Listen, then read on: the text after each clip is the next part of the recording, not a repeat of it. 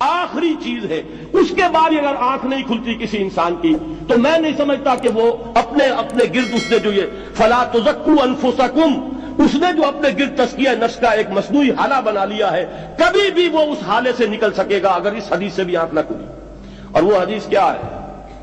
مولانا اشرف علی تھانوی نے اس کو اپنے جو خطبات جمعہ ہیں ان میں نقل کیا ہے، بیہقی کی روایت ہے۔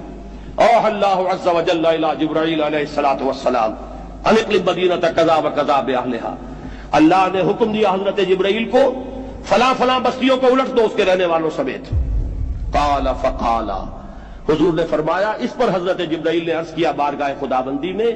ان فیہا عبدک فلانا لم یعصک طرفۃ عین، پروردگار اس بستی کو الٹ دوں، اس میں تو تیرا فلاں بندہ بھی ہے جس نے کبھی پلک جھپکنے جتنی دیر بھی معصیت میں بسر نہیں کی۔ اب آپ اندازہ کیجئے، یہ جو ہے نا اپنے آپ کو رگڑنا اور مانجنا اور پوری زندگی رگڑنے میں اور مانجنے میں لگا دینا، ہم بعض بزرگوں کے تذکرے میں سنتے ہیں اتنے اللہ والے تھے، اتنے اللہ والے تھے کہ ان کا گھوڑا بھی کوئی مشکوک دانہ نہیں کھاتا تھا،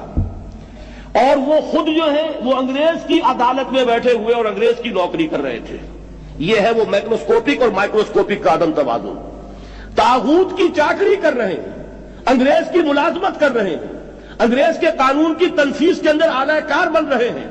لیکن ذاتی تقوی اور ذاتی نیکی اور ذاتی للہیت جو ہے اس کا معیار یہ ہے کہ ان کا گھوڑا بھی مشکوک چارہ اور مشکوک کھانا نہیں کھا سکتا۔ یہ ہے وہ عدم توازن، اس کو نوٹ کیجئے گا، جس کو کہ اس حدیث میں محمد رسول اللہ صلی اللہ علیہ وسلم نے واضح کر دیا کہ حضرت جبرائیل عرض کرتے ہیں کہ اللہ فلاں بستی کو الٹ دوں، اس میں تو تیرا فلاں بندہ بھی ہے جس نے پلک جھپکنے جتنی دیر بھی معصیت نے بسر نہیں کی۔ ذاتی نیکی کا اب اس سے اونچا کوئی مقام کوئی شخص مجھے اگر بتا سکے تو میں اس کا مرید ہو جاؤں گا۔ اس سے اونچا کوئی مقام ہوگا کہ آنکھ جھپکنے جتنی دیر بھی کسی نے معصیت میں بسر نہیں کی، ذاتی نیکی کی معراج۔ لیکن حکم کیا ہوا بارگاہ خداوندی سے؟ قال فقال، حضور نے فرمایا، اللہ تعالیٰ نے حکم دیا جبرائیل کو، اقلب علیہ وعلیہ، الٹو اس بستی کو، پہلے اس بدبخت پر پھر دوسروں پر۔ کیوں؟ فإن وجهه لم يتمعر في ساعة قط، اس لیے کہ اس کا چہرہ کبھی میری غیرت میں سرخ نہیں ہوا، اس چہرے کا رنگ نہیں بدلا۔ بے غیرت انسان، بدیاں پھیلتی رہیں، میرے دین کو روندا جاتا رہا، میری شریعت کی دھجیاں بگڑتی رہیں، عوامر کا مذاق اڑایا جاتا رہا، نواہی کے لیے دنیا کے اندر جن چیزوں سے میں نے روکا اس کے لیے فلسفے تراشے گئے،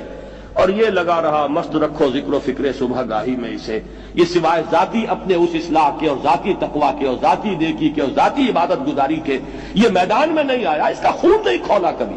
اس کے چہرے کا رنگ متغیر نہیں ہوا، لہذا یہ دوہرا مجرم ہے۔ یہ ہے وہ تصور جو یہاں پر نوٹ کیجئے۔ ہاں، اس کے یہ معنی بھی نہیں ہے کہ نماز بھی نہیں پڑھ رہے، روزہ بھی نہیں رکھ رہے، اقامت دین کے کارکن ہیں، فرض نماز آ گئی ہے وہ چلی جا رہی ہے، جماعت کا کوئی اہتمام نہیں ہے۔ اب یہ دو انتہائیں ہیں، ایک انتہا یہ کہ وہ تزکیہ نفس جو ہے اسی میں وہ رگڑنے اور مانجنے کا عمل جاری ہے، ایک یہ کہ اس کا سرے سے کوئی تعلق ہی نہیں، اپنی ذات سے بحث ہی نہیں۔ وہ کیفیت وہ ہو گئی ہے جو یہود کی آئی ہے قرآن مجید میں کہ تأمرون الناس بالبر وتنسون انفسکم وانتم تتلون الکتاب، کیا تم لوگوں کو نیکی کا حکم دیتے اور اپنے آپ کو بھول جاتے ہو؟ یہ دوسری انتہا ہے۔ پھر وہی بات عرض کروں گا، وہی بال سے زیادہ باریک اور تلوار کی دھار سے زیادہ تیز راستہ ہے جس پہ چلنا ہوگا کہ نہ یہ ہو